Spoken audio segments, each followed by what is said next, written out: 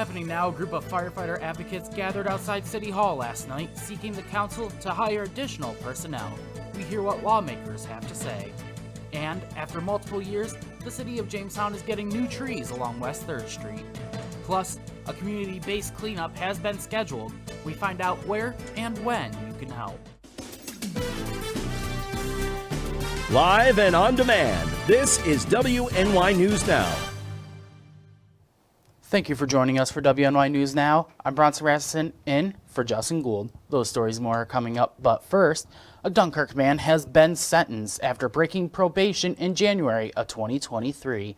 42-year-old Rodney Clyburn has been arrested following a 3-month-long investigation into narcotics sales in the city of Dunkirk. As a result of the search, investigators found 8.3 grams of fentanyl, 4 suboxidized strips, scales, and packaging materials for narcotics sales, and $279 in cash. Now, Clyburn was arrested and faces several counts of criminal possession of controlled substance. That was back in January of 2023. Now, on May 5th, the DA's office ran a violation of probation hearing on Clyburn for attempted criminal sale of a controlled substance in the 3rd degree in March of 2022. Judge David Foley determined that Mr. Clyburn had violated the terms and conditions of his probation.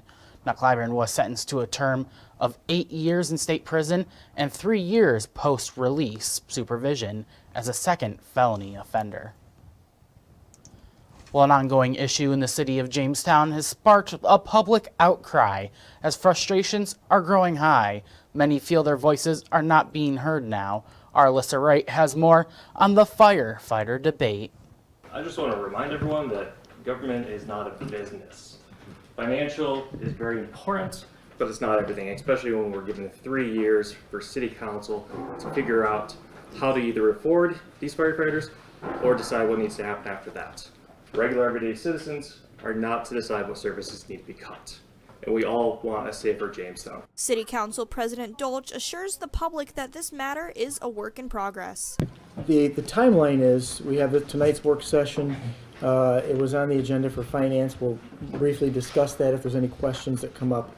We have another work session next Monday, and then on Tuesday we will be calling a special meeting. The council president wants to make sure that all bases are covered before committing to a final decision. The council had put together a list of concerns and questions about the grant that they submitted to FEMA.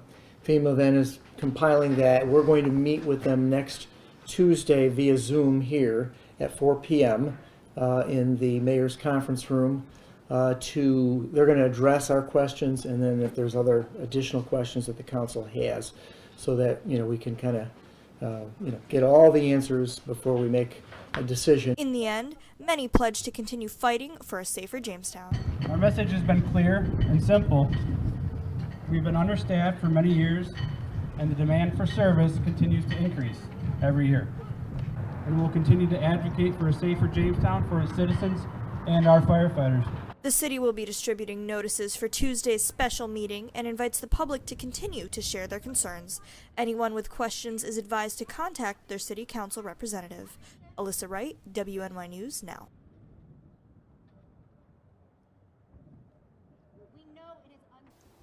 An annual citywide cleanup for the city of Jamestown is planned for late May. Hands-on Neighborhoods has been taking place in the Pearl City for many years now, gathering undesirable trash and litter to dispose of, changing it up from previous years. Organizers allow volunteers to work wherever they would like.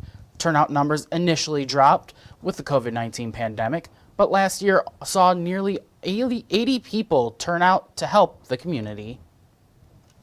If you would like to take some supplies and go back to your own neighborhood, you are also welcome to do that. So you can come down and we can assign you to a location, or you can let us know where you would like to be, and that is also very much welcome and appreciated. The cleanup event is planned for Saturday, May 20th, starting at 8 a.m. Volunteers are urged to sign up online at the city's website, jamestowny.gov. Additional cleanup events are planned for later in the year, as dates will become more available throughout the month. Well, now it has been multiple years since the city of Jamestown had to cut down the line of 80-foot-tall oak trees on West 3rd Street. Now city officials are gearing up to start digging this weekend. The Jamestown Parks Department are going to close down 3rd Street from Hall to Halleck to start the retreeing process. City arborist Dan Stone has picked out 36 trees of 4 different species to be planted along the curb. Each tree is around 10 to 12 feet tall and will match the aesthetic created by the previous Grand Cathedral oaks. Previously, the city had redone the sidewalks and put in light poles along the roadway, and now they're going to add trees to the mix. So we're going to plant 4 different varieties of trees up there. We're going to go with some different sizes and shapes to give us a little bit more of a flow through that entranceway into the city. We'll be planting columnar Sargent cherry trees. They're the ones you see now with some nice small pink flowers on them. Around the churches and at the B&B breakfast area right there on the corner of Lakin, we'll be planting columnar oaks to keep the oak theme still alive on West 3rd Street. And then we're going to mix in some red maples. Those are ones that will have green leaves throughout the year and then change a red fall color to them. And right at the start, the first block between Hall and Catlin, we'll plant American elm trees. The roadway will be blocked off starting at 9 a.m. this Saturday. The public is encouraged to come out and help plant the string of trees. Well, speaking of the trees and how nice that area used to be, we have Chief Weather Forecaster Andrew Stevenson here with us talking about the trees today. First, I have some complaints about that video package. Why was there snow in that video package? Couldn't find anything more spring-like? I wish we had video of when they actually cut down those trees. It would have been amazing. We're gonna have to get some new video with no snow in it. Let's talk about the trees. Actually, let's talk about the pollen, because the pollen counts are up. If you have allergies, you have noticed that. Our main culprit right now is the trees. With the trees starting to bud, the category is up in the high category. Also, people are out there starting to mow their lawns, so the grasses are in the moderate category. So there's your culprits. If you deal with allergies, make sure you have the tissues handy and try to find yourself some allergy medication, because I don't have it that bad, but every once in a while my eyes do get watery, and well, we like spring, we just don't like the pollen.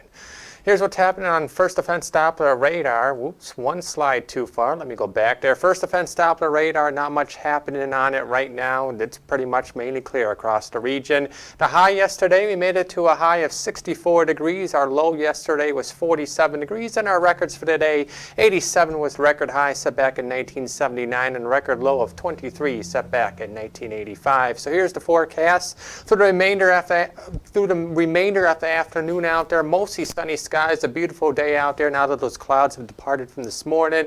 It will be a little cool in the low to mid 50s near the lake shore to the low to mid 60s inland.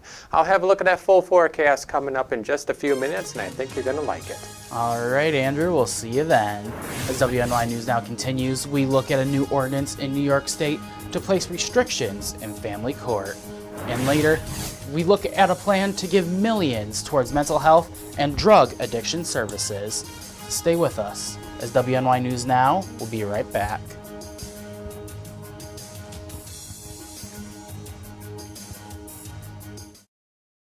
With coverage that matters, this is WNY News Now.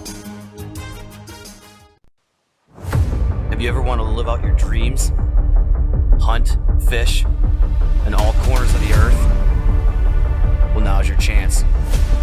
Follow Primitive Patriot Outdoors as we live out our dreams and show you how to live out yours through outdoor adventures.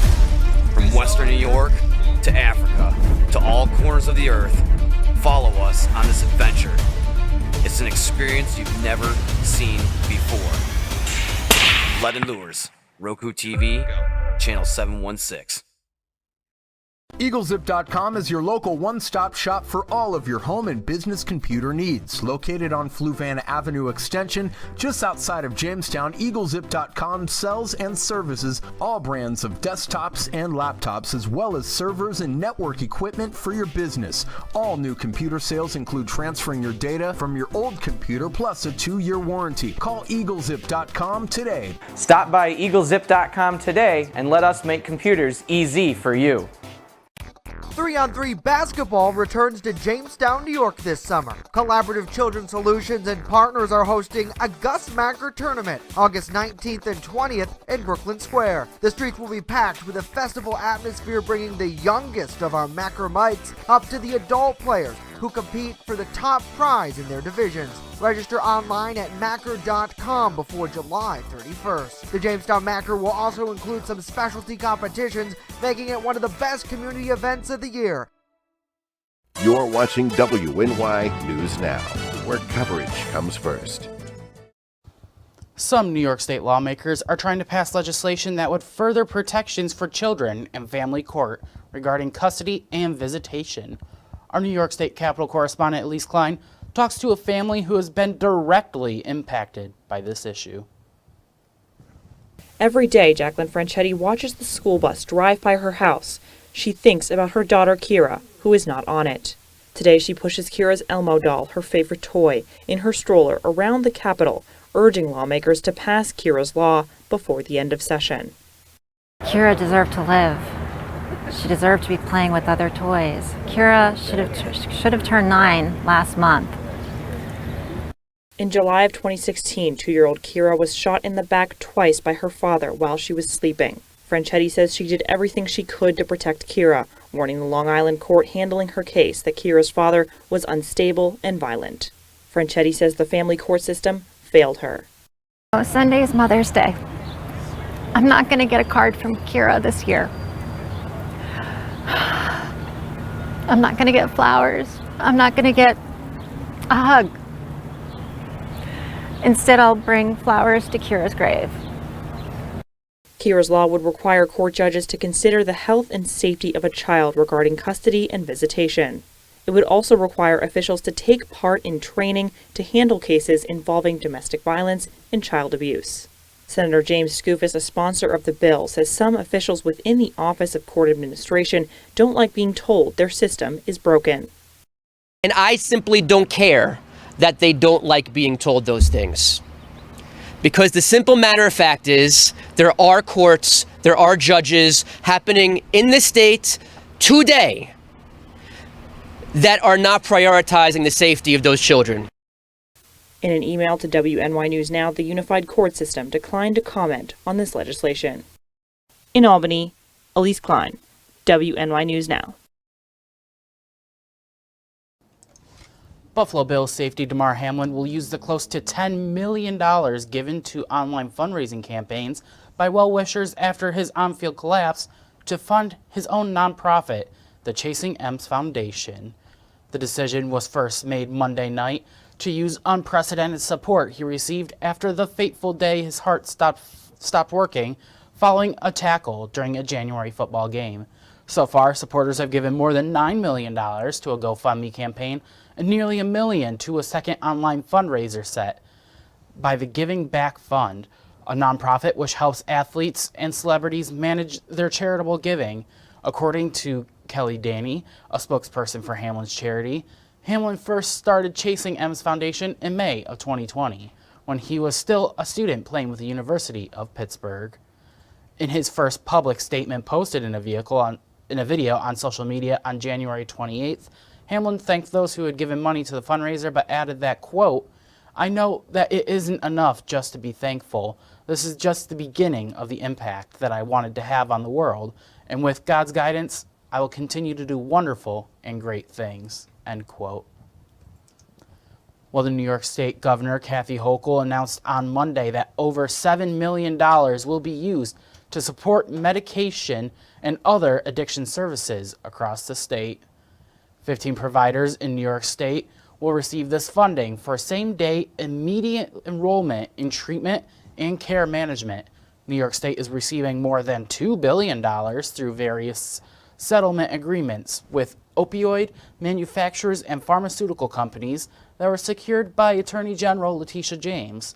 A portion of the funding from these settlements will go directly to municipalities, with the remainder deposited into a dedicated fund to support prevention, treatment, harm reduction, and recovery efforts to address the ongoing opioid epidemic. Now our people are hurting, and Shame on us if we don't step up and say, no, we're here to help. We can do something. We have the resources. We just have to dedicate them to the services that we know will work over time. And that's exactly what I focused on in this budget. My budget that was just enacted prohibits insurance companies from denying access to critical mental health and substance abuse disorder services. Now the insurance companies have to cover it. In Western New York, this will be provided through EHS, Evergreen Health Incorporated, and Best Self Behavioral Health Incorporated. While students and advocates rallied for safer communities and for an end to gun violence in Harrisburg yesterday, not many students were from the city of Philadelphia, which has already seen 142 homicides in 2023. Brendan Scanlon reports. Violence, it traumatized a lot of kids. Today, 18-year-old high school senior Kiana Nurse and dozens of students from Philadelphia made their voices heard at the Capitol. We feel like we aren't getting as heard as we want to. Listen to your youth, listen to the students. The students know what they want. She says it's hard for adults to relate to the challenges and fears that many youth currently face, not just in Philadelphia, but around the country. Kiana believes every student has the right to feel safe at school, but unfortunately, that's not always the case. That's where people find their peace at school. I know that's where I find my peace at is at school. They sometimes have to look over their shoulder. They're not comfortable. Kids aren't allowed to play on the streets anymore. Like we used to go to a playground, go to parties, go to football games, basketball games, because there's always something. Today's rally comes as multiple gun control bills make their way through the House. The four-bill package, which recently passed the House Judiciary Committee along party lines, includes safe storage requirements, requiring lost or stolen firearms to be reported within 3 days, expanded background checks, and extreme risk protection orders, known by some as red flag laws. Many Republicans say these bills don't address the root cause of the issue and that they restrict the rights of law-abiding gun owners. They want to see the current laws enforced before new ones are created. Brendan, thank you. Coming up, we look at the possible motives for a Texas mass shooter who killed 8 people over the weekend. And later, we're going to the Capitol, where debt is becoming a big concern. But first, we return with a look at our full weather forecast.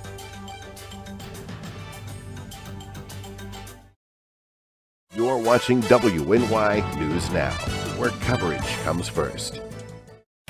3-on-3 basketball returns to Jamestown, New York this summer. Collaborative Children's Solutions and partners are hosting a Gus Macker tournament August 19th and 20th in Brooklyn Square. The streets will be packed with a festival atmosphere, bringing the youngest of our Macker mites up to the adult players who compete for the top prize in their divisions. Register online at Macker.com before July 31st. The Jamestown Macker will also include some specialty competitions, making it one of the best community events of the year.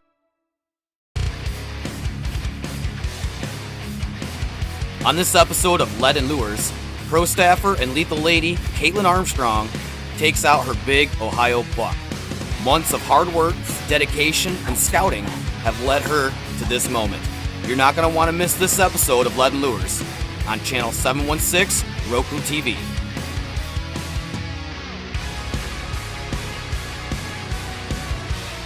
And if you want to see more of Caitlin Armstrong, follow her on YouTube, TikTok, and Instagram at Caitlin Armstrong. Land has been quite the experience.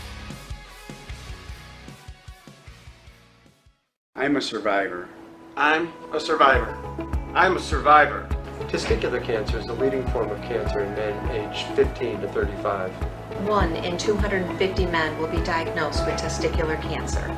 But 98% will survive if detected early. As a survivor, I believe early detection is the key. Learn how to do a testicular self-exam and other important facts about testicular cancer at oneball4tc.com. With coverage that matters, this is WNY News Now. Fast, accurate, and everyday. First Defense Weather. Welcome back to WNY News Now. Currently in downtown Jamestown, we're under mostly sunny skies. The current temperature at Jamestown Airport is 58 degrees with a northeast wind of 12 miles per hour. Well, let's take a look at the weather headlines for the week ahead, and there's not much to talk about. It's going to be a mainly dry week with high pressure building in. That means lots of sunshine over the next week with mild temperatures. We'll have a couple slight chances for rain over the weekend, but otherwise it's just going to be quiet, dry, and warm. Some perfect springtime weather has returned. The final storm spotter training for the National Weather Service in Buffalo comes up this Thursday. It's actually they saved the best for last. This one will be in person, 7 o'clock, coming from the Cattaraugus County building in Little Valley, New York. It's free to attend. You just need to register online. So unlike the rest of them so far this spring have been online, this one is in person. So get down there in person, become a trained storm spotter, and get to know how to report the weather to the National Weather Service if severe weather strikes. Here's what's happening across the northeast right now. We do have a low pressure system down to our south, but that will stay down to our south. High pressure up across Canada is building in, and that's our weather maker over the rest of the week. So let's time it down on future scan. We had some clouds around this morning, but those clouds are pretty much scattered out now. Just mainly sunny skies for the rest of the afternoon, mainly clear skies heading in tonight, and we'll do the same thing all over again tomorrow. Mostly sunny skies through the afternoon tomorrow with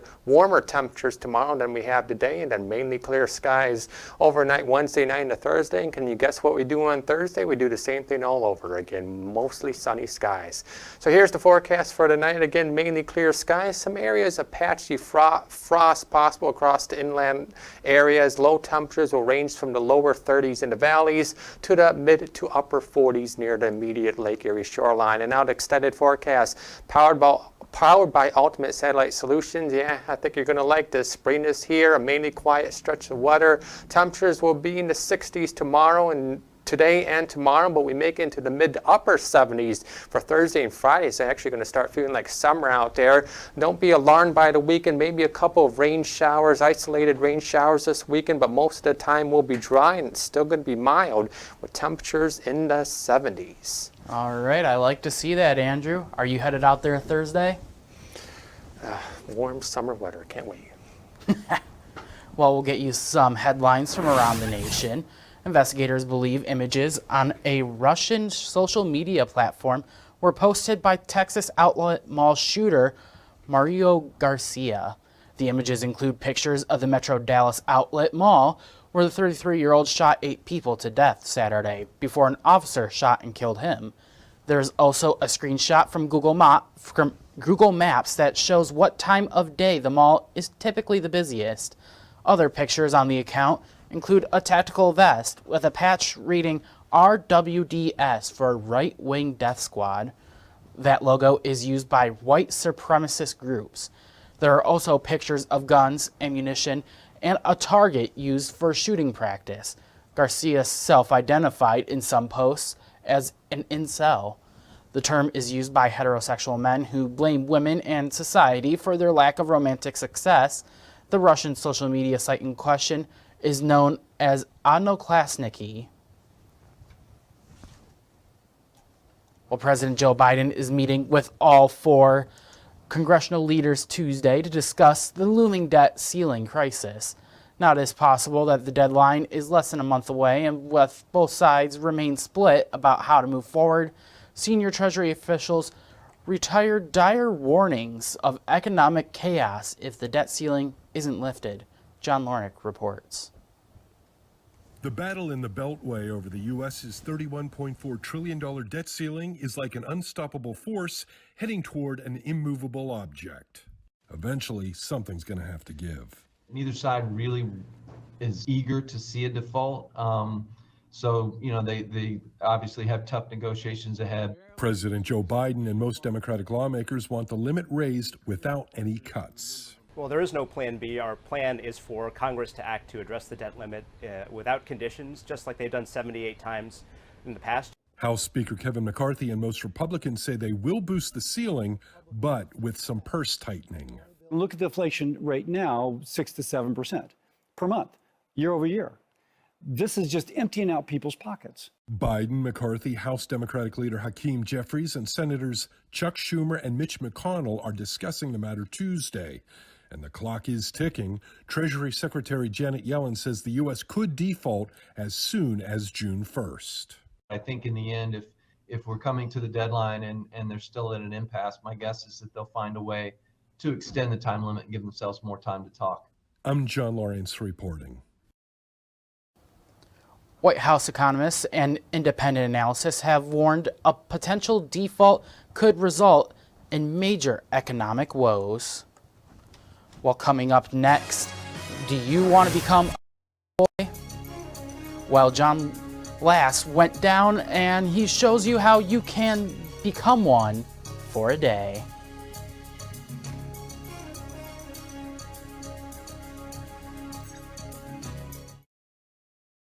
You're watching WNY News Now, where coverage comes first. Right here, baby. Look. Oma. Something more than a birthday is happening here. Once you can see it, you can help. The sooner you recognize the signs of autism, the sooner you can make a lifetime of difference for your child. Start by answering a few simple questions at screenforautism.org. 3-on-3 basketball returns to Jamestown, New York this summer. Collaborative Children's Solutions and partners are hosting a Gus Macker tournament August 19th and 20th in Brooklyn Square. The streets will be packed with a festival atmosphere, bringing the youngest of our Macker mites up to the adult players who compete for the top prize in their divisions. Register online at Macker.com before July 31st. The Jamestown Macker will also include some specialty competitions, making it one of the best community events of the year. Have you ever wanted to live out your dreams? Hunt, fish, in all corners of the earth? Well, now's your chance. Follow Primitive Patriot Outdoors as we live out our dreams and show you how to live out yours through outdoor adventures. From Western New York to Africa to all corners of the earth, follow us on this adventure. It's an experience you've never seen before. Lead and Lures, Roku TV, channel 716. You're watching WNY News Now, your source for breaking news. Well, sometimes it's nice to get away.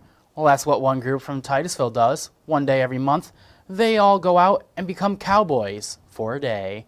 John Last has the story. I always liked the idea of being a cowboy. The hats, the horses, heck, I even like beans cooked over a campfire. Wouldn't it be nice to experience the cowboy life? I found a group that feels the same way about being a cowboy. But it's not the horses, campfires, and beans that are the main attraction. For them, it's the guns.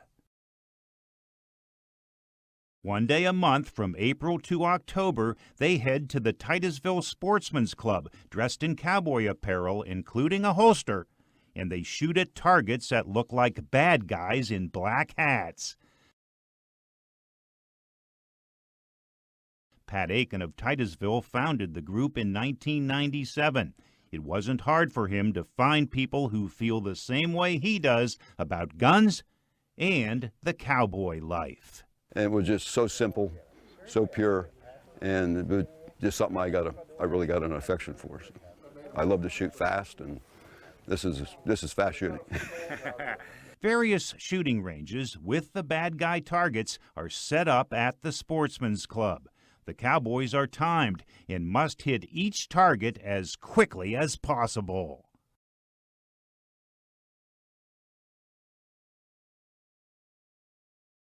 This shooting range is a replica of a Wild West town, and the cowboys need various weapons here. The cowboys get 10 shots with a rifle, 2 blasts from a shotgun, and 10 shots with pistols. At this range, the cowboys shoot a bad guy and a beer can flies up, and then they shoot the can. It's always different.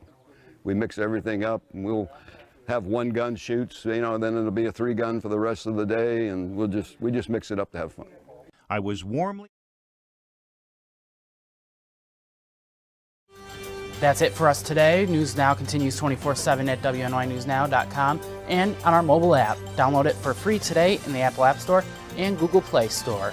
We'll leave you with this live look from outside our studio. We'll see you next time.